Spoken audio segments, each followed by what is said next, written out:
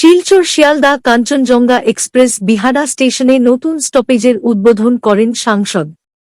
সোমবার দুপুর 1:30টায় flag of করে শিলচর শিয়ালদা কাঞ্চনজঙ্ঘা এক্সপ্রেস বিহারা স্টেশনে নতুন স্টপেজের উদ্বোধন করেন শিলচরের সাংসদ ডা রাজদীপ রায়। এ সময় তাঁর সঙ্গে উপস্থিত ছিলেন সাংসদের শিলচর প্রতিনিধি পুলক দাস, শিলচর ডেভেলপমেন্ট চেয়ারম্যান মঞ্জুল দেব, সাংসদের কাটিগড়া প্রতিনিধি সুখেন্দু কর সহ রেলওয়ে বিভাগের ঊর্ধ্বতন কর্তৃপক্ষ। এই উপলক্ষে আয়োজিত সভায় বক্তব্য রাখেন এডিআরএম মিলন সিং, সমাজসেবী অপু দাস, জয়দীপ দেব, বরিষ্ঠ নাগরিক রামেন্দ্র ধর, কাছাড় জেলা এসসি মোর্চা সভাপতি নিবাস দাস প্রমুখ।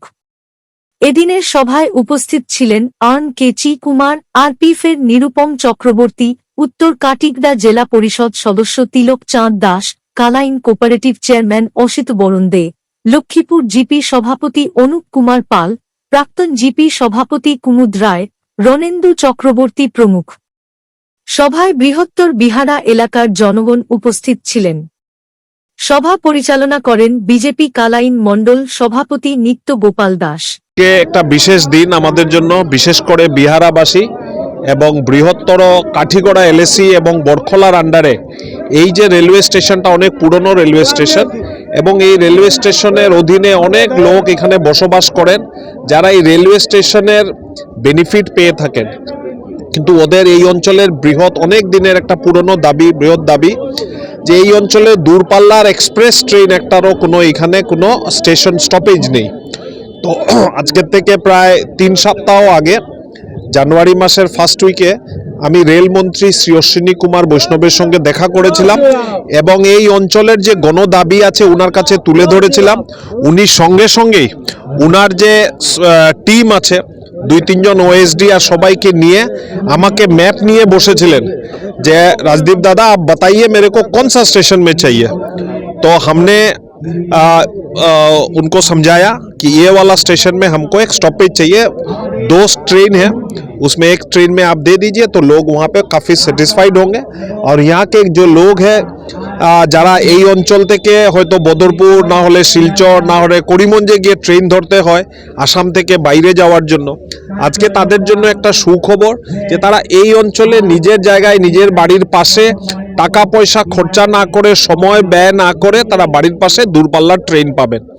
আমি ভারতবর্ষের মাননীয় যুগান্তকারী বিপ্লবকারী মানে রেলমন্ত্রী, যিনি টেকনোলজিকে ইন্ডিয়ান রেলওয়েসের সঙ্গে যুক্ত করেছেন, শ্রী অশ্বিনী বৈষ্ণবজিকে ধন্যবাদ দিতে চাই এবং উনার পুরো team NF railway, DRM, ADRM সঙ্গে সঙ্গে কাজ করে আজকে 3 সপ্তাহের মধ্যে আমরা স্টপেজ পেয়ে গেছি। তবে একটা জিনিস দেখার দরকার আছে, যেটা আমাকে বলেছেন যে এটা ইকোনমিক্যালি ভায়াবল হতে হবে, এখান থেকে প্যাসেঞ্জার আসা যাওয়া করতে হবে, আর যদি বেশি পরিমাণে প্যাসেঞ্জার হয় তো ভবিষ্যতে আমরা আরেকটা ট্রেন পাবো। এখন আরেকটা নতুন জিনিস যেটা সংযোজন হচ্ছে যে এফসিআই এর একটা গোডাউন এই অঞ্চলের একদম পাশেই হচ্ছে, ট্রেন লাইনটাও গিয়ে এফসিআই এর গোডাউনের ভেতরে ঢুকবে। তো এটা 20,000 মেট্রিক টনের গোডাউন হবে, যেখানে মাল নামানো উঠানোর থেকে আরম্ভ করে সব কিছু হবে। আমার একটা চিন্তা হচ্ছে বৃহত্তর কাঠিগড়া বরখলা এলাকা বিহারাকে সেন্টার করে একটা অর্থ সামাজিক উন্নয়ন নরেন্দ্র মোদীজি সরকার চিন্তা করছে। এই যে 20,000 মেট্রিক টনের যে গোডাউন হবে এফসিআই এর গোডাউন, এটাতে ফুড গ্রেন খাদ্য সামগ্রী শুধু বরাক উপত্যকার থাকবে এরকম না, পার্শ্ববর্তী রাজ্য মিজোরাম, পার্শ্ববর্তী রাজ্য ত্রিপুরা এবং পার্ট অফ মণিপুরের খাদ্য সামগ্রী এই বিহারা এফসিআই গোডাউনে থাকবে। কাজ আরম্ভ হয়েছে, আমি এটার মনিটরিংয়ে লোক রেখেছি। আমরা আশা করি আগামী 2-1 বছরের মধ্যে এই কাজ শেষ হবে এবং বৃহত্তর বিহারা এবং কাঠিগড়া বরখলা এলাকার অর্থ সামাজিক উন্নয়ন, এই অঞ্চলের পিছিয়ে পড়া যারা কৃষিজীবীরা আছেন কিংবা অন্যান্য যারা আছেন তাদেরও এই অঞ্চলের অর্থ সামাজিক উন্নয়ন হবে, এই বিশ্বাসটুকু আমি রাখি। আচ্ছা, একটা ব্যাপার হচ্ছে আজকে অনেক দাবি দাবা এখানে অনেক মানুষ দিয়েছেন যে এই পেছনে একটা বৃহৎ এলাকা এবং এফসিআই গোডাউনটা হয়ে গেলে এখানে যোগাযোগ ব্যবস্থা আরও বাড়বে, কিন্তু এই বৃহৎ ব্রাহ্মণগ্রাম এলাকা সহ আরও কয়েকটা গ্রামে যোগাযোগ সরাসরি নেই, এখানে একটা ফুট ওভার ব্রিজের জন্য দাবি করেছে, এ ব্যাপারে আপনি কিছু বলুন। আমার কাছে এই দাবিটা এসেছে, আমি ওদের সঙ্গে কথা বলেছি এবং এটার সাইন্টিফিক একটা লজিক ওদেরকে বুঝিয়ে দিয়েছি যে 127 কোটি টাকা দিয়ে যে এফসিআইয়ের গোডাউনটা হচ্ছে, এই গোডাউনটা কমপ্লিট না হওয়া অবধি আমরা এই অঞ্চলে একটা পুরো ফুট ওভারব্রিজ হোক বা আন্ডারপাস হোক আমরা বের করতে পারবো না।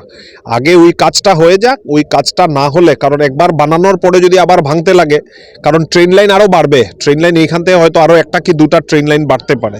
তো সব কিছু চিন্তা করে ফুটব্রিজের লেংথ কত হবে, ফুটব্রিজের লোকেশন কি হবে, ফুটব্রিজের দুই পাশে কি রাস্তা হবে, এগুলো সব ইন্ডিয়ান রেলওয়ে